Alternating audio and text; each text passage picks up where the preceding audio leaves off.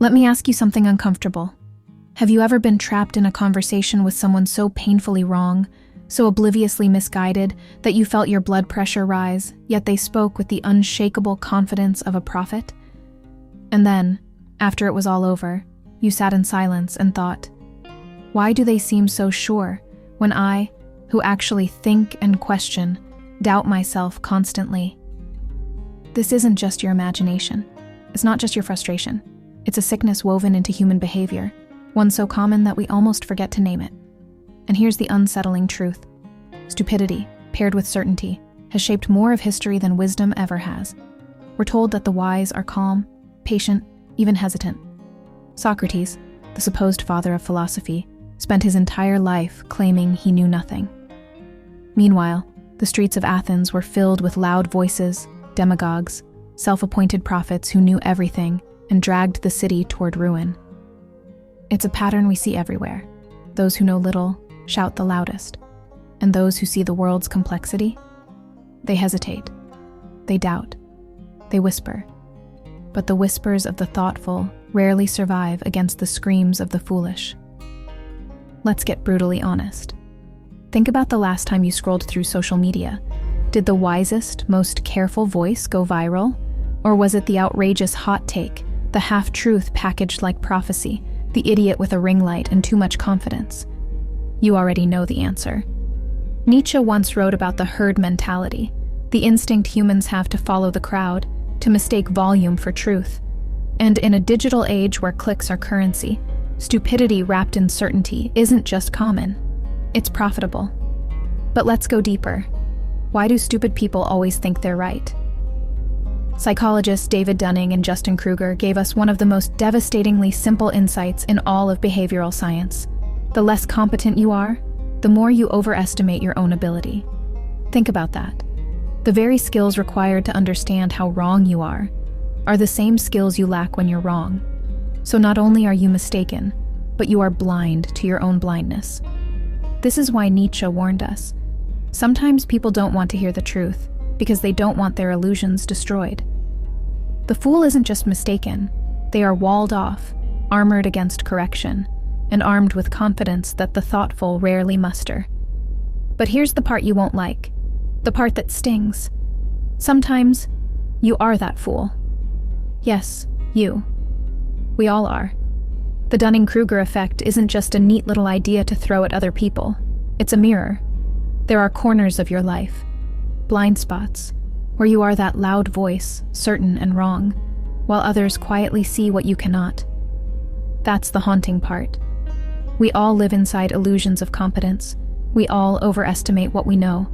And sometimes the scariest thing isn't the fool outside. It's the fool within. Dietrich Bonhoeffer, a German theologian executed by the Nazis, said something chilling. He believed stupidity was more dangerous than evil. Evil can be resisted, exposed, punished. But stupidity? Stupidity doesn't recognize itself. Stupidity is convinced it is doing good. Think of that. Evil knows it is evil. Stupidity believes it is righteous. That is why the most destructive voices in history were often not the most cunning, but the most deluded. Picture it. Crowds cheering in Rome, while emperors bled the empire dry. Villagers hunting witches because someone screamed "devil" louder than reason could whisper calm. Mass movements swallowing entire nations because propaganda sounded easier than truth. We shake our heads and say, how could they be so stupid? But history looks back at us too. One day, our obsessions, our confident idiots, our viral stupidity will be studied with the same horror. And the future will ask, how could they not see? So what do? How do we live in a world where stupidity and certainty are such a powerful, toxic cocktail? First, we resist the temptation of arrogance ourselves. The cure for stupidity isn't intelligence, it's humility. The ability to admit, I don't know, I might be wrong. The world is bigger than my certainty. Second, we recognize the battlefield. Social media, politics, even our workplaces, they reward confidence, not wisdom. So you must learn to question the loudest voices, not follow them. The person who says, it's simple, is often selling you a lie.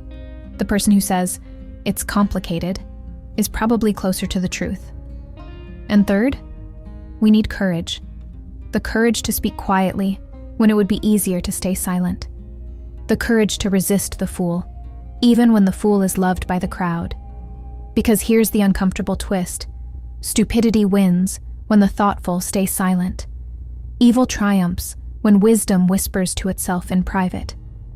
If you want to change the tide, even in your own small circle, you must speak, not as loudly as the fool, but as persistently as the truth demands.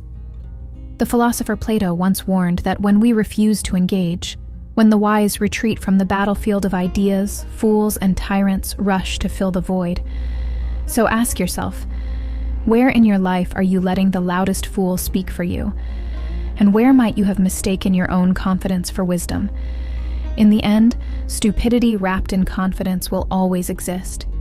You cannot kill it, but you can resist it by recognizing it in others, and more importantly, in yourself. And maybe, just maybe, you'll begin to notice that the strongest voice in the room is often not the wisest. That silence does not mean weakness. That doubt, humility, and complexity are not flaws, but the signs you are awake.